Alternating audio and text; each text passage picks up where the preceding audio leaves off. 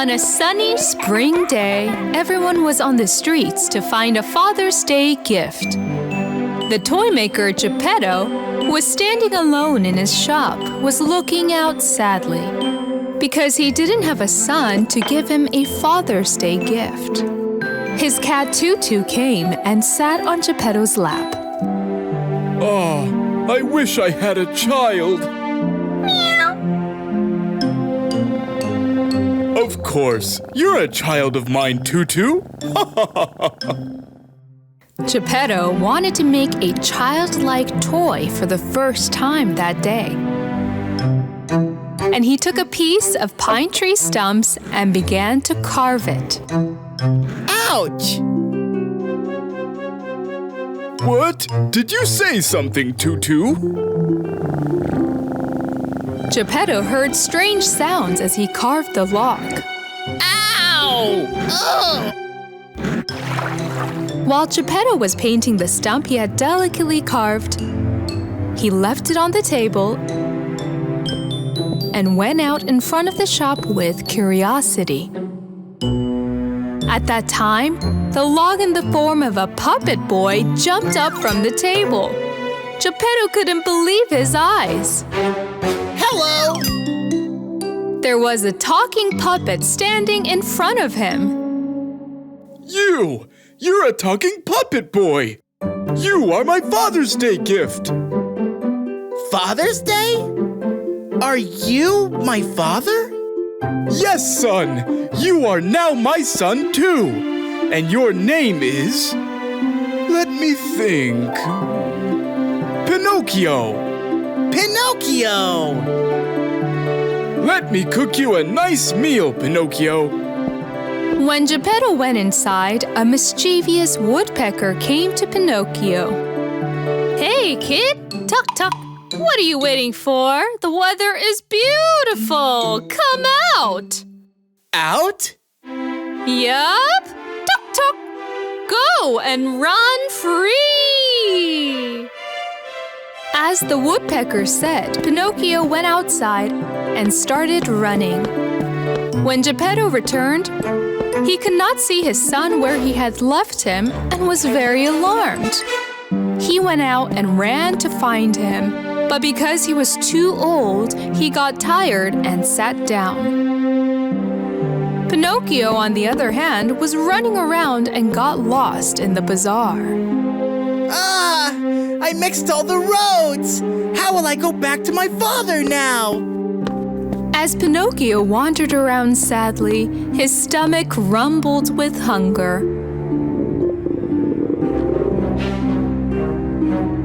He saw a beautiful fruit stand up ahead. He dipped his hand and took a banana. Hey, kid.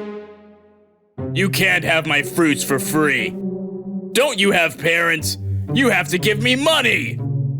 Oh, well, I actually have a lot of money, but at home. At that moment, Pinocchio's nose began to grow. Huh? My nose! What's wrong with my nose? My nose, my nose, my nose! Pinocchio was running around in panic. If you have money, you should bring it right away, kid. Oh, no, no! Don't be angry! I can't because I don't have any money, sir! When Pinocchio told the truth, his nose returned to its original state. But he ran away without realizing it. Finally, he stopped in front of a window and looked at his reflection in the glass. My nose is the same as before! Master Geppetto looked for his son from street to street until dark.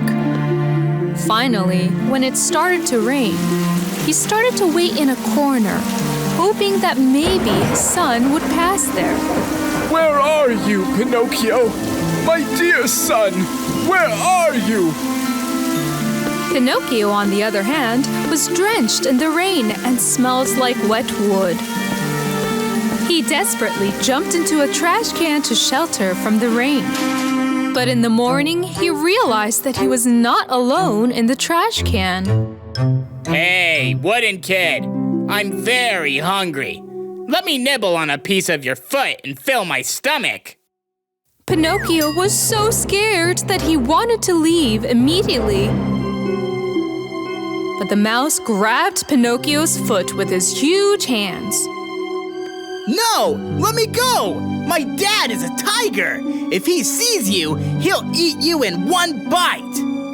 If your father was a tiger, you would have a tail too. Yes, I already have a tail! When Pinocchio lied, his nose grew again. My nose! Then give me a bite of your tail! Pinocchio jumped out of the trash can in fear. Don't bite! I have no tail! I have no tail! Pinocchio stood in front of a puddle and was relieved to see his reflection that his nose had returned to its original state.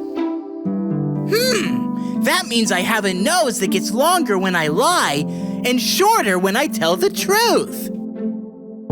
However, he did not notice the evil thief approaching him silently from behind.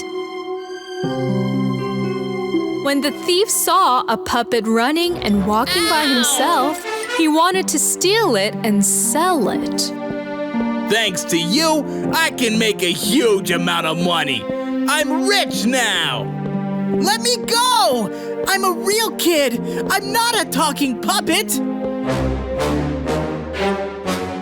Master Geppetto looked at every shop and every street he saw throughout the day, but he could not find Pinocchio.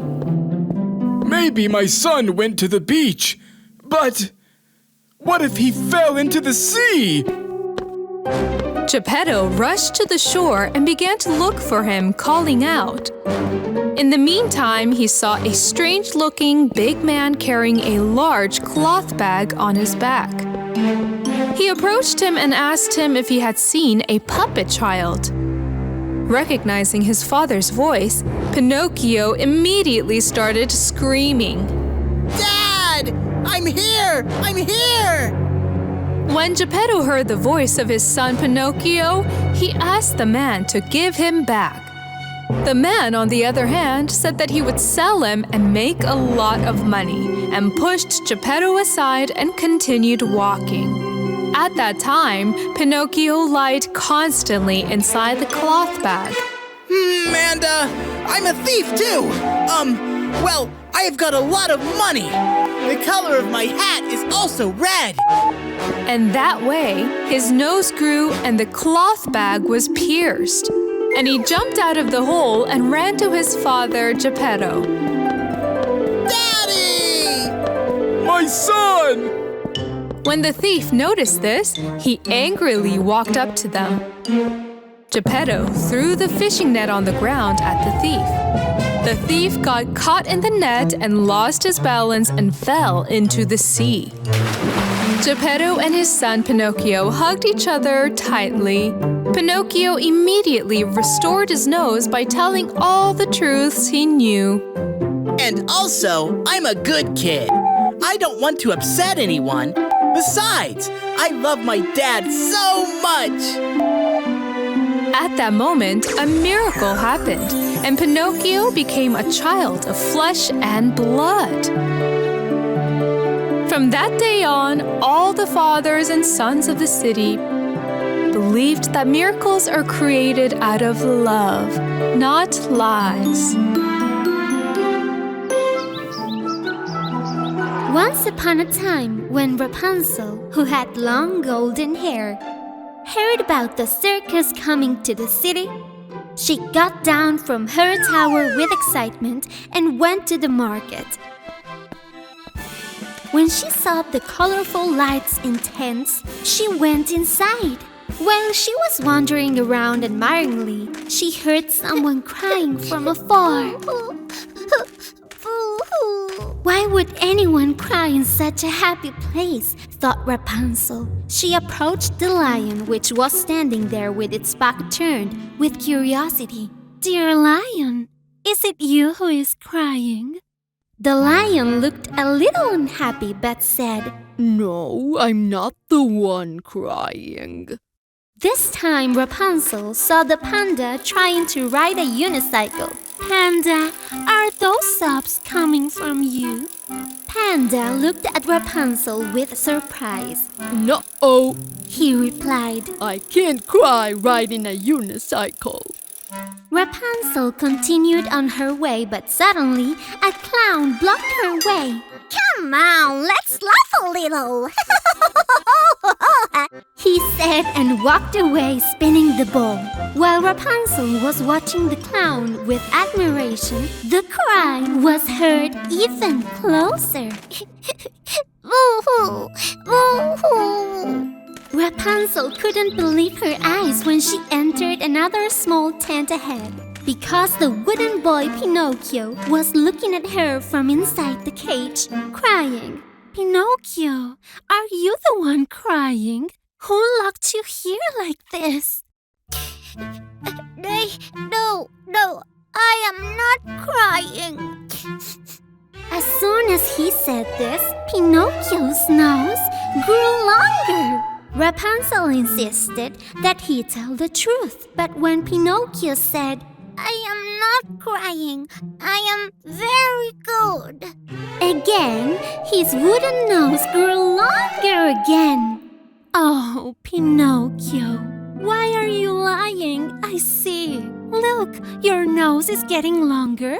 Come on, tell me, why are you locked in this cage?" Pinocchio told Rapunzel that the circus owner had deceived him and imprisoned him here. "Moreover, everyone is forced to work here," he said. Rapunzel was very sad about the situation of Pinocchio and the others. It turns out that no one was happy in the circus that she was so curious about. Well, I have a good plan in mind. Rapunzel quickly went and appeared in front of the circus owner. "Hey, circus owner, I am a very famous magician, and this is my magic cabinet. I can help you make a lot of money." The evil circus owner accepted the offer as soon as he heard about money. The circus was packed. After acrobatics and exciting shows, Rapunzel appeared on stage. "For this crazy show, I invite the circus owner to the stage with your applause." The circus owner went on stage accompanied by applause and entered the closet unaware of everything. As soon as Rapunzel said, "Hocus pocus," every part of the cabinet was locked. "The person you see here is forcing everyone in the circus to work. He's a bad person. Come on, my friends, run away from the circus." No! The audience applauded when they learned the truth. In this way, while all the animals escaped, Pinocchio came and hugged Rapunzel. "Thank you so much, Rapunzel, for being so kind-hearted and saving us all." The greedy circus owner, who did everything but for money, was finally punished. However, real wealth arises from cooperation and solidarity, like the one between Rapunzel and Pinocchio.